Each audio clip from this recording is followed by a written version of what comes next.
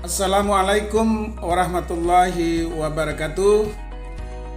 Selamat pagi, salam sejahtera untuk kita semuanya. Salam takzim saya persembahkan selama hayat masih di kandung badan. Izinkan saya untuk memperkenalkan diri.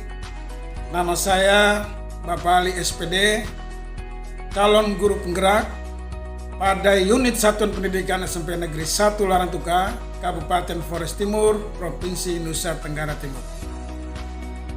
Pada kesempatan ini, saya ingin menyampaikan sekaligus memperkenalkan selama kegiatan calon guru penggerak, saya didampingi oleh fasilitator Bapak Melkianus Jurohi SPD dan pendamping Bapak Franciscus Saverius Berek SPD MPD.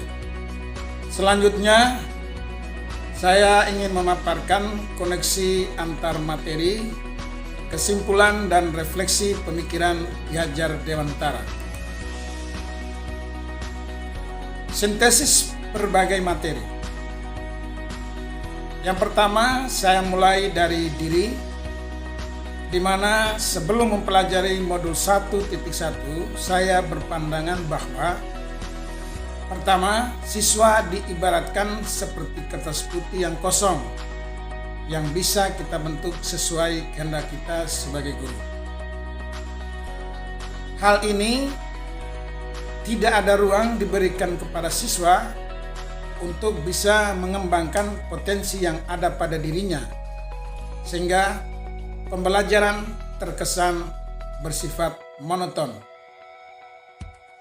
Kedua, guru sebagai teacher center, sehingga pembelajaran hanya mengejar ketuntasan materi sesuai dengan target kurikulum tanpa memperhatikan watak dan karakter anak tersebut. Hal ini maka tidak ada ruang yang diberikan kepada siswa untuk menunjukkan kreativitas atau life skill yang ada pada dirinya, sehingga di sana tidak nampak pembelajaran yang dapat memerdekakan dirinya. Berikutnya, setelah mempelajari modul 1.1 dan sebagai relevansi pemikiran Ki Hajar Dewantara tentang transformasi pendidikan, saya memahami bahwa konsep merdeka belajar aplikasinya adalah pertama, guru adalah bersifat menuntun segala potensi kodrat anak untuk mencapai kebahagiaan yang setinggi-tingginya. Yang kedua, pembelajaran harus berpusat pada anak. Ketiga, pembelajaran bersifat holistik, di mana potensi dan kompetensi bawaan anak sejak lahir atau hereditas yang harus ditumbuh kembangkan sehingga asertivitas siswa dapat tumbuh dan berkembang sesuai dengan potensi dan karakternya masing-masing. Yang keempat, pembelajaran harus menanamkan nilai-nilai religius, nilai budaya, dan budi pekerti. Sebagaimana terlihat dalam animasi gambar berikut ini, itu menunjukkan bahwa di lembaga pendidikan harus dibentuk nilai keagamaan, kemudian budaya yang menunjukkan bahwa di sekolah tidak hanya mengejarkan pada ketuntasan materi saja, tapi budaya-budaya lokal yang ada di sekolah perlu dikembangkan dan dikenalkan pada anak. Kemudian yang ketiga adalah sikap rasa hormat anak terhadap orang tua maupun guru harus dilestarikan di lingkungan sekolah tersebut. Sebagai follow up untuk menerapkan model pembelajaran yang mencerminkan pemikiran Ki Hajar Dewantara, maka hal-hal yang perlu saya manifestasikan sebagai inovasi dalam ekosistem pendidikan di sekolah saya adalah yang pertama, menciptakan pembelajaran yang rekreatif, menuntun, berpusat pada anak dengan memperhatikan karakter mereka masing-masing. Kedua, menggerakkan program Merdeka Belajar di lingkungan sekolah yang berbasis memerdekakan visual. Ketiga, membiasakan penanaman nilai-nilai positif, religius, budaya, dan budi pekerti di lingkungan sekolah.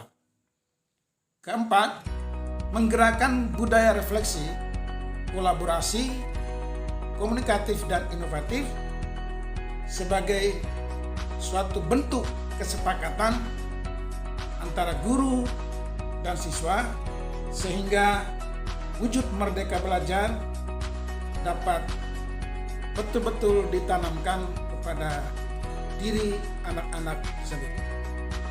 Dengan demikian, bagaimana seorang guru dapat mengintegrasikan bentuk-bentuk pembelajaran yang didesain yang sifatnya rekreatif atau permainan, maka di sanalah kita bisa menemukan nilai-nilai keterampilan yang melekat pada diri anak untuk menuangkan segala potensi yang ia miliki. Dari penjelasan ini, maka pembelajaran atau pendidikan yang berjalan pada lingkungan sekolah saya, salah satu hal yang perlu saya soroti adalah menggerakkan student center learning di lembaga pendidikan yang saya cintai. Sebagai konklusi dari pemikiran Ki Hajar Dewantara adalah pendidikan adalah tempat persemaian segala jenis kebudayaan yang hidup dalam masyarakat yang berkebangsaan. Sintesis dengan pemikiran Ki Hajar Dewantara ini, maka pada suatu lembaga pendidikan harus mengajarkan dan pendidikan adalah sifatnya memerdekakan manusia sebagai anggota satu kesatuan.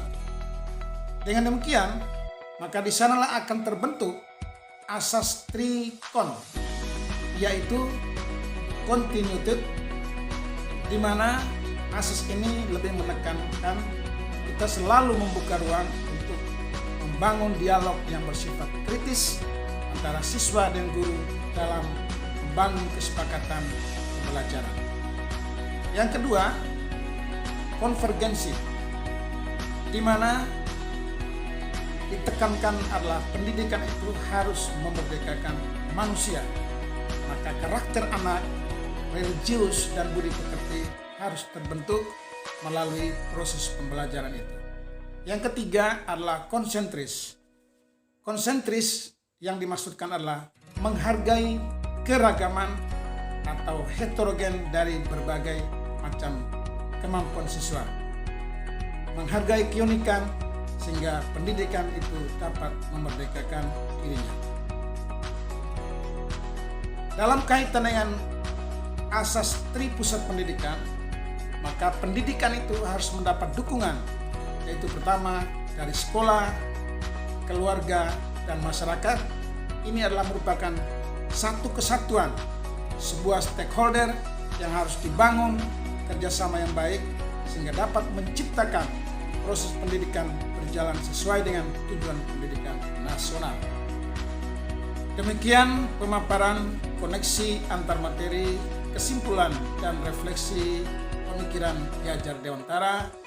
Semoga apa yang saya sampaikan ini dapat menjadi iktibar dan sebagai madrasah buat para guru-guru di seluruh Indonesia.